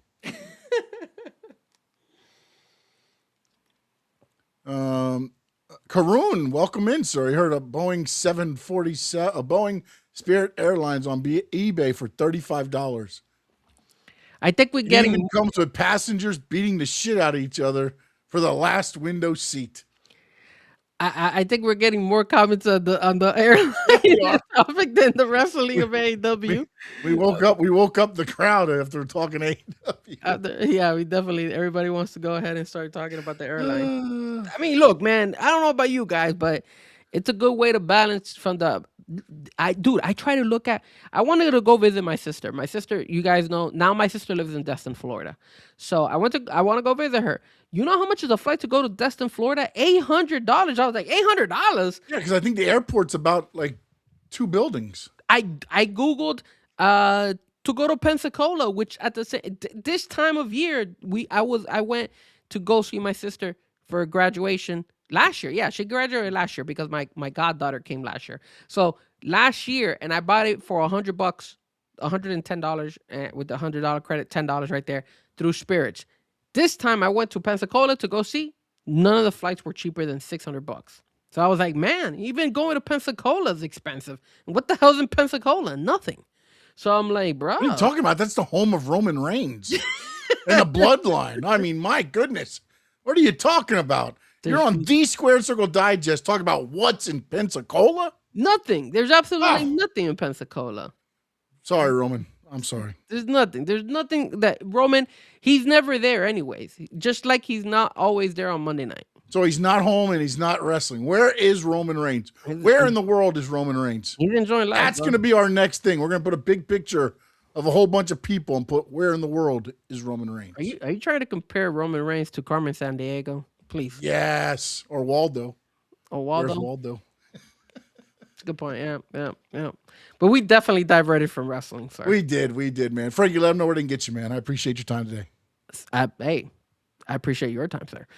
Frankie Fresco Music, all social media platforms. Don't forget to hit the like. Don't forget to hit the subscribe. Hey, and there's another thing. I just noticed this too. Guys, if you guys can, when you go on there, there is a little thing that says, and I believe Sean has it. Let me see if Sean has it. Maybe we don't have it. What is it? Oh, man, I don't think we have it. Or maybe it is. Yes, it does. It does come afterwards. That's what it is. So after the show is over, if you go on the video, right, and you click on, let's say, an old one, yeah, and you scroll where it says comments, live chat replay, ask, There's one that says like hype, and if you put hype, it helps with the algorithms. Oh, I don't know hype us, baby. Hype it. So I don't know if you guys have noticed that. I just noticed that as well. So if you go to like let's say a previous video of us and you say, "Hey, I want to go ahead and get the hype it." If you see it, you probably see it on Sean's more than mine because he has more followers than I do. But if you do, click on it and definitely it helps with the algorithm. It allows people to go in and it'll pop up into more people's algorithms. So definitely if you get a chance, do that as well. And Oscar, thank you, my man.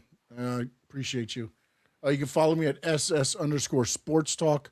I am at Stanley Media House everywhere else. Stanley Media House Network on YouTube. Don't forget to jump over to the Frankie Fresco YouTube channel as well. Hit those subscribe buttons. Hype us up, baby. And also set the notifications. We're here every Wednesday. Talking Racing Now will be on Thursdays. It's South Florida Sports Unfiltered on Fridays on the Stanley Media House YouTube channel. Frankie Fresco, any parting words, sir? Yeah. RIP to the Gingerbread Man. He was very, very excited. WWE, if you could drop a shirt with the Gingerbread DJing, I will buy it. Was he wearing the lemon pepper steppers? The Gingerbread Man? No. Oh. Trick. He always is, wasn't he? Isn't he always wearing it? I believe so, man. But did you see the Gingerbread Man rise up from the dead? I didn't need to bring the Gingerbread Man. I would have not been Danhausen left with the gingerbread outfit. Exactly what I thought it was going to be a giant gingerbread man. Yes, coming out. That dude. I would not have been criticized. That match could have gone a whole hour like AEW likes to do. Gingerbread Man and Danhausen, you can't top that. That's just me though. But the Gingerbread Man for me, they need to bring it back. Please bring the Gingerbread Man back. All right, Oscar, thank you. No doubt, Karoon, Jeff from Long Island, Eric as always, DJ Tonight on there as well. Me. Did I say three me's? 3 me's, 28. Thank you, sir, ma'am, whichever one. Let's see who else we got. To Papa, Adrian was in as well. It's me, Papa. Oh my gosh. What? It's me, Papa, right? It's your dad. When you Is say it my dad? It is. When you say to Papa, that means that's your right. dad. Your dad. That's right. I'm sorry, me, Papa. There you go. Damn it. And you're right. Trick does love the kids. And me, 28. Thank you for coming back. Yeah, but in the words of the great Gordon Soley, well, make sure you're back next week on Wednesday. And that's not the words from Gordon Soley, by the way. The words from Gordon Soley are so long from the sun, shine, state. Just watch